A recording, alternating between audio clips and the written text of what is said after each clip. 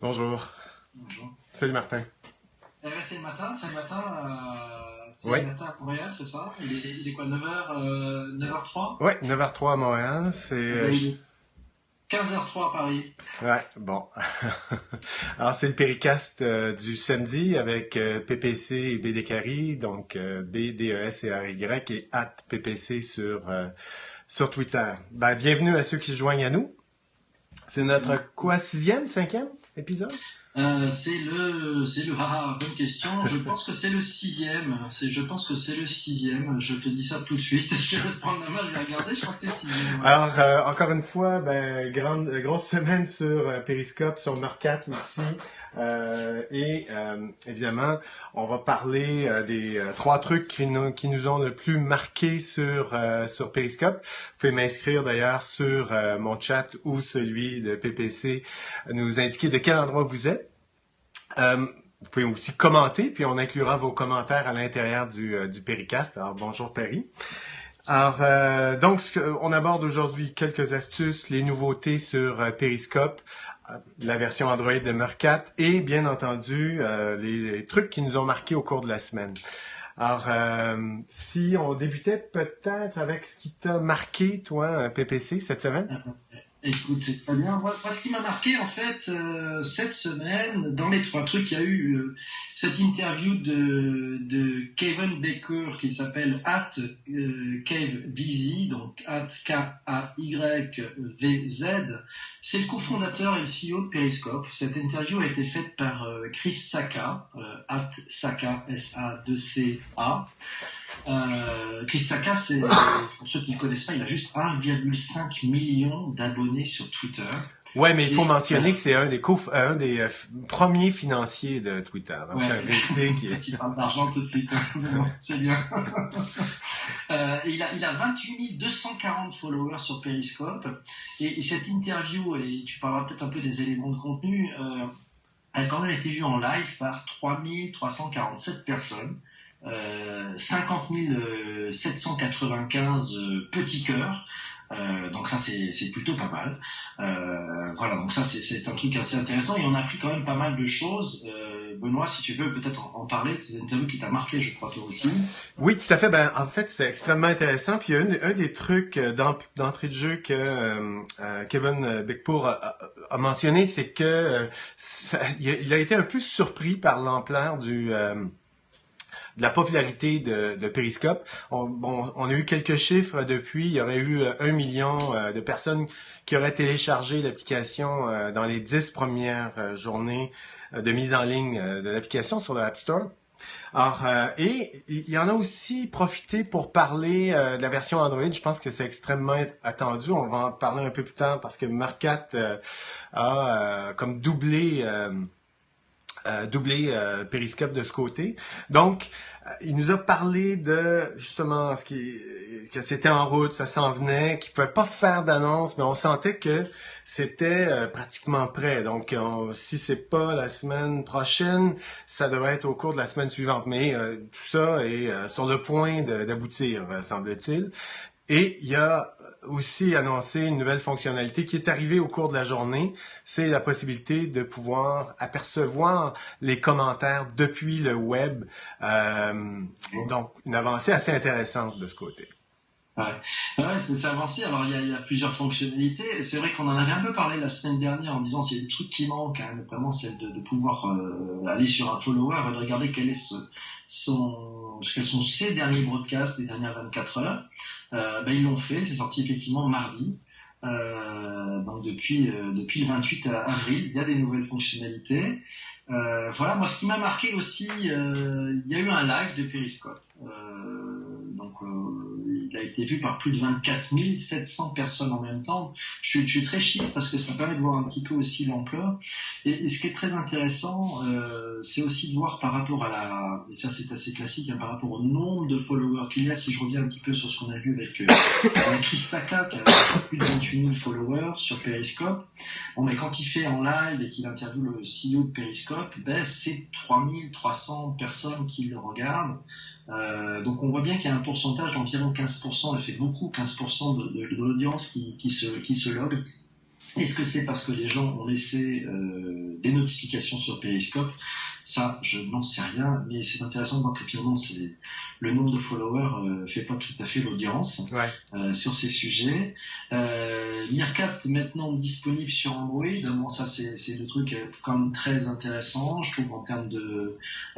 finalement, on voit que Meerkat est en train de, sur Twitter, de suivre un tout petit peu je dirais même de dépasser le poids de Periscope sur les hashtags. Je pense que ça va changer dès que Periscope sera disponible sur Android, ce qui ne saurait tarder. Je crois que tout le monde de l'Android attend ça avec impatience. Ouais, on a Martin Lessard qui nous demande si c'est un effet de mode un peu ce qu'on a à l'heure actuelle. Je sais pas ce que tu en penses, si tu as une opinion là-dessus. Un effet de mode, qu'est-ce que c'est l'effet de mode? Dans le sens que, il y a beaucoup de monde sur Periscope, sur Meerkat, mais c'est un effet qui va passer une fois que les gens auront vu quelques vidéos. Donc, il y a comme un intérêt parce que beaucoup de monde en parle, mais que d'ici peut-être quelques semaines, ça va s'estomper. Personnellement, je crois pas. D'ailleurs, on le voit, c'est en train de tout doucement, il y a eu un grand pic au lancement. Oui. On est en train d'atteindre finalement une sorte de palier. Donc, c'est toujours pareil. Il y a un pic et après, ça redescend. Et voilà. Alors, on me dit que Twitter arrive. Oui, je sais qu'il arrive. Je sais pas si tu sais ce que c'est. Je crois que vous en avez parlé hier soir, si je ne me trompe pas, dans votre podcast, hein, c'est ça? Ouais. En fait, tu vois, je sais pas ce que ça va donner parce que il y a une autre application dont on ne parle presque pas qui s'appelle Stream.am qui fait exactement la même chose que Periscope et que Meerkat, mais qui est complètement passé à côté. Donc, est-ce qu'il y a de la place pour 3 joueurs? Je suis pas certain, mais à mon avis, le fait que Twitter, Periscope soit ancré chez Twitter et que Meerkat va probablement trouver un domicile éventuellement ailleurs, ça en fera 2 plateformes concurrentes qui vont, à mon avis, fonctionner. Les 2 trouveront leur propre marché, mais je sais pas s'il y a de la place pour 3 plateformes de ce type-là. Je sais pas ce que tu en penses, mais personnellement, je suis sceptique à ce niveau. Ouais, je crois qu'on est au début, c'est-à-dire qu'en fait, je pense que ces outils, finalement, c'est aussi un champ de créativité possible. Donc, je pense que c'est par l'usage que ça va se faire. Soit il y a des choses tout à fait nouvelles, et on en parlait tout à l'heure. Moi, c'était dans un truc qui m'a marqué, c'est pas plus tard que aujourd'hui, il y a eu une bonne utilisation, je trouve, de CNN pour le fameux Royal Baby. Bonjour Didier Altide, salut, ça fait plaisir de t'avoir ici. C'est le direct de CNN sur Periscope, d'accord, donc avec leur journaliste phare, Max Foster, de CNN, qui effectivement dans la file d'attente attend et là il utilise Periscope dans une logique live. Bon, là aussi on est sur un sujet, bonjour Gabriel Solène, un sujet aussi un peu nouveau. Ouais. Donc oui, comme le dit P. Bernardon, alors je ne sais pas si c'est Pierre Bernardon ou Philippe Bernardon, ce sont les fonctionnalités qui feront la différence, et surtout les usages, je pense. Donc il y a la course, il y a toujours ce trade-off entre fonctionnalité et usage. C'est Pascal, voilà, Pascal Bernardon. Bonjour Pascal, merci. J'avais une chance sur 3 avec un P, voire plus. C'est très bien.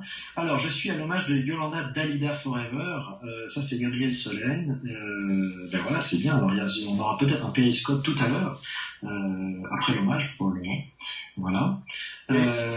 Benoît, tu voulais rajouter quelque chose? Oui, pour faire suite un peu ce que CNN a fait, il y a Paul Lewis, qui est journaliste à The Guardian, qui avait fait en début de semaine un excellent péricast depuis Baltimore, depuis les événements de Baltimore, où il nous montrait à la fois les événements, les incendies en soirée, et il faisait des interviews en direct.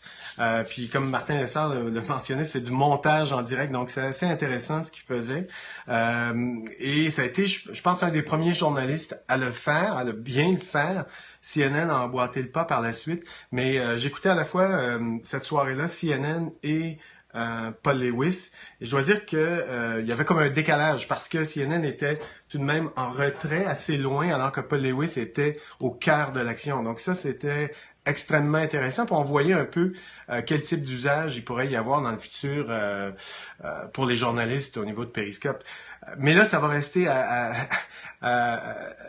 peaufiner tout ça parce que j'ai vu que ce matin qu'il y avait une journaliste sportive qui avait perdu son accréditation lors d'un tournoi de golf aux États-Unis parce qu'elle a diffusé un exercice de golf professionnel sur Periscope.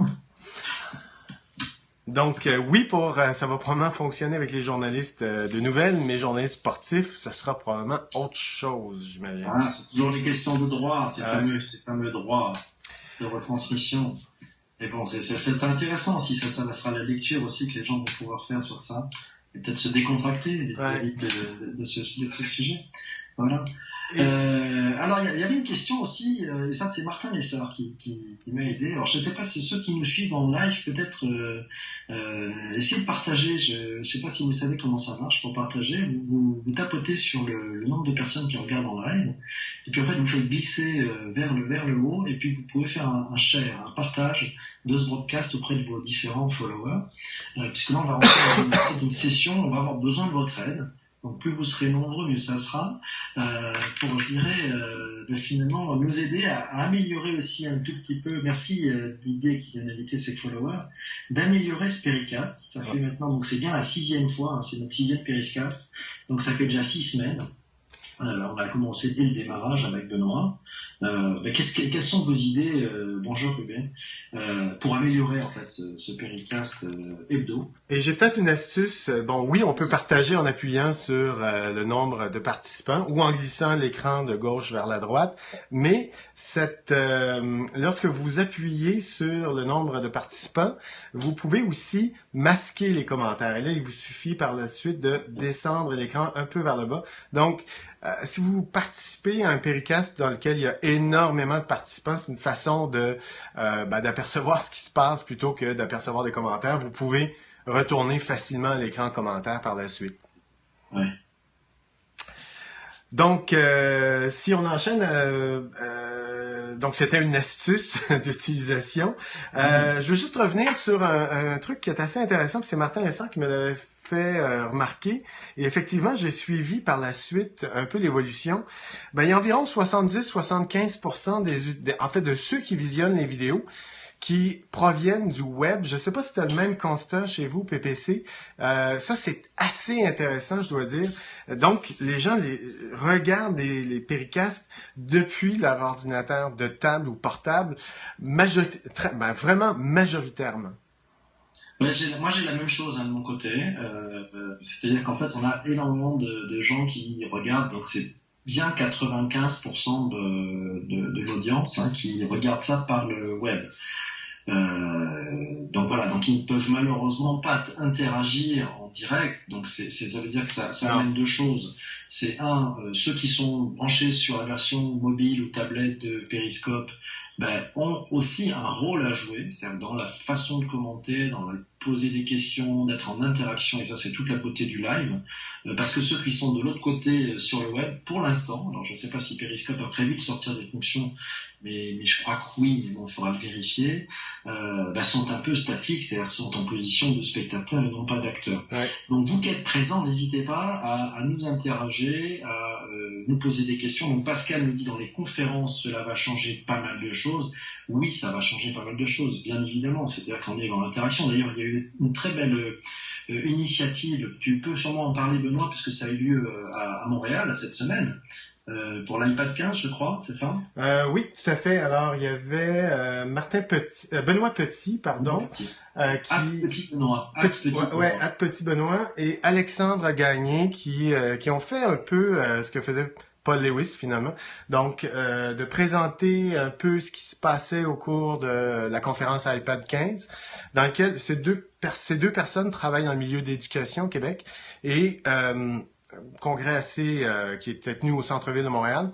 Et donc, on présentait un peu ce qui se passait, les conférences à venir, et on a fait aussi des interviews avec certains intervenants ou conférenciers sur place.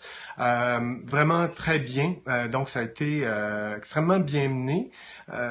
Et c'était hyper intéressant. Donc, on voit que les usages au cours d'une conférence, peut-être pas de présenter la conférence au complet, mais plutôt de présenter le contexte et de revenir par la suite avec des interviews. Donc, interviewer les gens qui ont fait, les personnes qui ont fait des présentations. Ouais. Donc, 2 personnes à suivre, Petit Benoît sur Twitter et Alexandre Gagné. Deux personnes intéressantes à suivre qui utilisent très bien Periscope. Ouais, tout à fait. Didier a-t-il une nouvelle façon de faire des chats avec les dirigeants dans l'entreprise? Ouais. Là, il faut vraiment regarder ça. C'est vraiment peut-être beaucoup plus fort que les traditionnels chats avec le président ou le directeur général.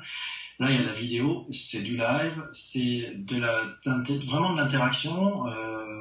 Il faut que les mecs de la com se lâchent un peu et osent un tout petit peu, mais ça va amener, je pense, une bonne relation et des belles conversations entre les dirigeants et leur audience.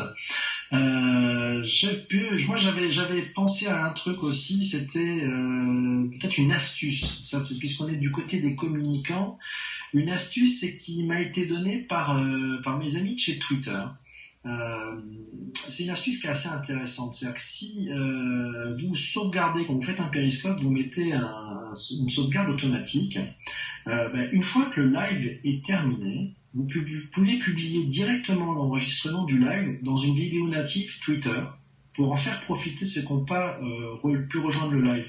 Donc là, on voit bien une logique assez intéressante. Je fais ce live et derrière, je peux le réutiliser. Donc ça, peut-être pour les communicants, pour les conférences, pour les échanges avec un dirigeant, il y a peut-être un moyen de reprendre de la matière et de s'en resservir sur le sujet. Donc là, on a 4 lettres qui viennent nous rejoindre. Bonjour 4 lettres. Voilà. Concrètement, comment tu récupères ça ou comment tu publies en fait, c'est-à-dire que tu vas le faire à partir du web, c'est-à-dire que tu vas prendre ta vidéo, tu vas la remettre sur ton ordi et à partir de là, tu vas pouvoir la remettre dans un tweet mettant de la vidéo.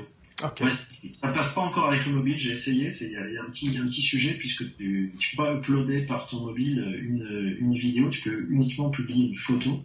Alors tu peux faire une vidéo en live, mais tu peux pas prendre un fichier. Ouais.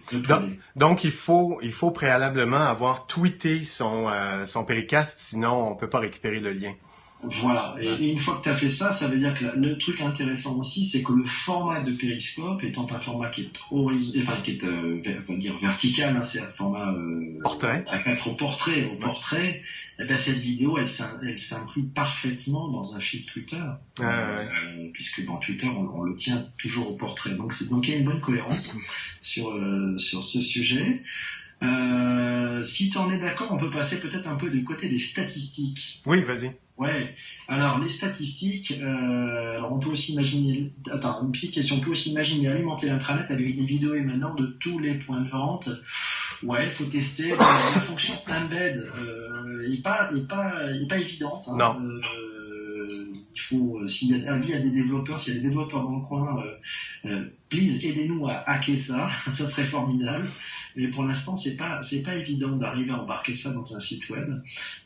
J'espère que cette fonctionnalité sortira, parce que là, ça peut créer vraiment de très grands usages, notamment pour les médias, de façon à pouvoir toucher une cible encore plus large dans les péricasts. Sur les statistiques, donc cette semaine, Meerkat, une utilisation de la Meerkat, c'est 23 minutes en moyenne. Celle d'un périscope, c'est 10 minutes, donc c'est un peu plus court. On voit que chaque semaine, ça bouge un petit peu. On va reprendre ces différentes stats au cours des semaines, je pense, pour faire quelques infographies ou quelques graphes de suivi. Meerkat, toujours d'après le site Lookats, qui tient des statistiques en temps réel des utilisations. Sur le mois dernier, Meerkat, c'est 46 500 utilisateurs actifs. Et Periscope, c'est 83 300 utilisateurs actifs par mois. Voilà, donc il faut peut-être pas le prendre de point de vue brut, il faut peut-être qu'on regarde plutôt ces tendances, hein, c'est toujours pareil. Et puis les tweets dans les 30 derniers jours qui comportent le hashtag soit le dièse Periscope, soit le dièse Meerkat. Periscope, c'est 321 500 hashtags Periscope depuis un mois, et Meerkat, c'est 114 000. Donc il y a ce décalage.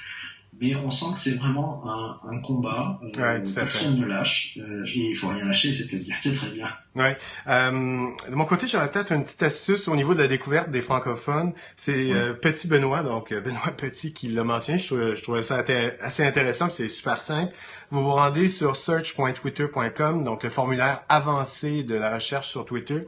oui, Vous cherchez Live on Periscope entre guillemets et tout au bas du formulaire, ben, vous pouvez sélectionner français comme langue d'utilisateur. Donc, vous verrez les diffuseurs francophones de cette façon-là. Ça permet d'avoir une liste de personnes qui diffusent et qui sont francophones. Donc, si on cherche à monter son réseau, c'est probablement une façon assez simple. Bon, ça va être un peu l'enjeu parce qu'il n'y a pas, de façon très simple à l'heure actuelle de trouver des francophones ou en fait tout ce qui est autre qu'anglais sur Periscope. Donc, c'est probablement une des façons les plus simples. Et d'autre part, ce que je vous mentionnerais, moi, c'est si vous êtes sur Periscope, ben, ajoutez-le à la bannière de votre au revoir Martin. Ajoutez-le à la bannière de la bannière Twitter qui apparaît au haut de l'écran. Mentionnez que vous êtes sur Periscope et ajoutez des mots-clés Periscope, par exemple dièse Periscope dans votre bio ou dièse FFcast qui pour les diffuseurs francophones. Donc, ça permet à ce moment-là de mieux identifier que vous êtes un diffuseur ou une personne qui utilise Periscope et que vous êtes francophone. ouais. Alors, pour moi, il manque toujours un truc qui sera, je pense, assez utile, hein, c'est qu'on puisse avoir son adresse Periscope. C'est-à-dire qu'en fait, on puisse avoir periscope.com /@b des Caraïbes. Ouais. Voilà, ça serait l'idéal. Ça, on devrait y arriver, je pense, parce que là maintenant qu'on peut accéder au profil finalement d'utilisateur de Periscope, bah, ça me semble la suite à peu près logique. Tout à fait. Ouais, Ben, je pense qu'on a passé à travers l'ensemble de nos sujets. Donc, ce qui nous a marqué cette semaine, c'est encore une fois, c'est Baltimore, CNN avec le bébé royal, l'entrevue c'est une fille. Ah, excusez-moi, ouais. J'ai pas suivi cette actualité, désolé. C'est très important, c'est très important. Surtout que nous, c'est chez nous, Rihanna, ce sont nos souverains. Hein? L'entrevue de Chris Sacca avec Kevin Beckpour, le cofondateur de Periscope, et évidemment l'arrivée de Meerkat qui a doublé au fil d'arrivée Periscope sur Android. Ouais. J'ai posé une colle. Si jamais Periscope sort en Android la semaine prochaine. Ouais. Allez, c'est quoi les paris pour toi? Ben moi, ça va décoller. Il va y avoir beaucoup plus de monde, à mon avis, qui vont utiliser Periscope. Periscope va encore une fois devancer Meerkat et on va certainement avoir une baisse au niveau des peut-être pas énorme, mais tout de même, elle devrait être sensible, une baisse au niveau des personnes qui visionnent des Péricasts depuis le web. Donc, à mon avis, il y aura vraiment une augmentation. Et on devrait aussi avoir une augmentation sensible au niveau du nombre de followers. Ok, ouais. Donc ça c'est les bonnes conséquences, tu as raison, on va avoir cet effet rebond. Je pense qu'on va aussi y gagner parce que ça va permettre à tous ceux qui sont sur Android de pouvoir venir commenter et de pouvoir venir participer. Je crois que c'est vraiment la clé, hein. C'est pas facile d'ailleurs parce que n'hésitez pas, je pense que si vous suivez à partir de l'application mobile ce Pericast, posez des questions, interpellez-nous, voilà, donc on est vraiment preneur de s'il y a des points d'amélioration, si vous voulez qu'on parle d'autres sujets, je crois que c'est très ouvert, donc profitez-en, c'est maintenant, voilà. Et puis sinon, il nous reste 3 minutes, qu'on essaie de faire à peu près dans la demi-heure. Hein. Oui. On se retrouvera sur YouTube, on les mettra aussi sur YouTube. C'est pas tout à fait la même chose, c'est un peu du surgelé sur YouTube, puisque l'interaction était maintenant. Voilà, donc il est 27, il reste 3 minutes. Je sais pas, tu veux conclure, Benoît? Conclusion, moi je pense que encore une fois, Twicer, ça restera à voir la prochaine plateforme annoncée. Tu t'es inscrit d'ailleurs, je pense, déjà sur la liste des. Ouais, je suis sur la liste, voilà, j'attends toujours. Donc il y a deux trois trucs comme ça. Tu sais, on est inscrit, on attend. Alors, il y a des stratégies intéressantes. Plus on partage et plus on a des chances de passer devant. Donc c'est un peu la grande mode de des nouvelles applications qui arrivent. Ouais. Bon, on va voir. J'ai hâte d'essayer. Je ne sais pas si tu connais des gens qui ont pu l'essayer. Beaucoup de gens en parlent, mais peu de gens l'ont essayé à ma connaissance.